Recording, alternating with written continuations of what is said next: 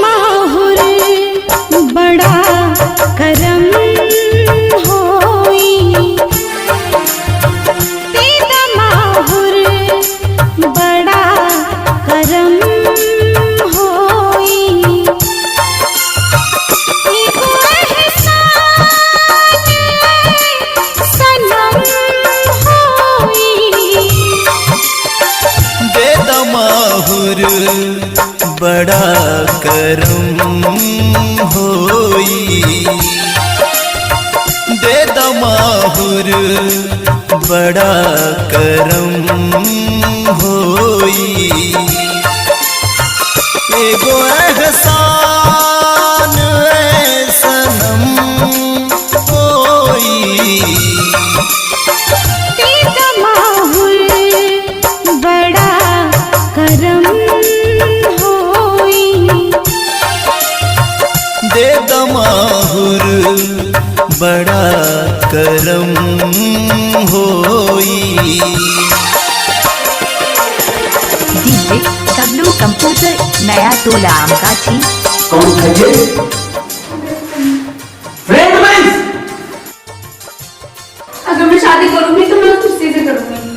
वो तो मामला यहाँ तक पहुंच गया, उसके 4 दिन के प्यार के लिए मेरे 18 साल के प्यार को भूल गई। मेरे जीते जी तुम्हारी शादी तो कभी नहीं होगी।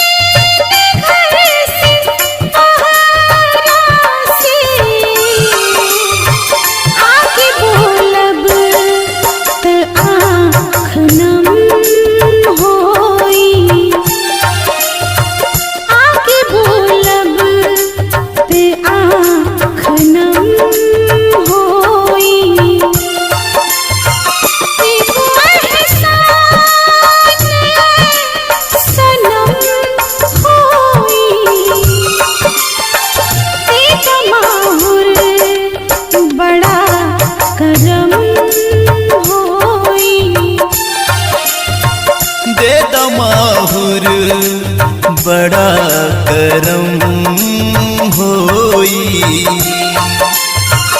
एगो एहसान सनम होई, दीदा माहुर बड़ा करम होई।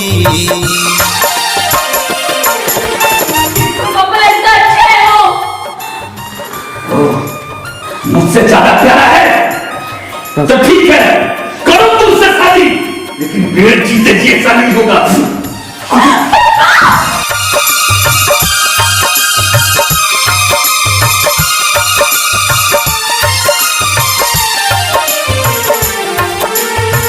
काहे इतना कठोर हो गईलू, काहे इतना कठोर हो गईलू, नाव दरिया पीछे डूबो गईलू, नाव दरिया पीछे डूबो गईलू, के हमरा जे अबू अलम होई, के हमरा जे अबू अलम होई, एगो एहसान सनम होई, दीदा माहुर बड़ा करम होई, दीदा माहुर बड़ा करम होई, एगो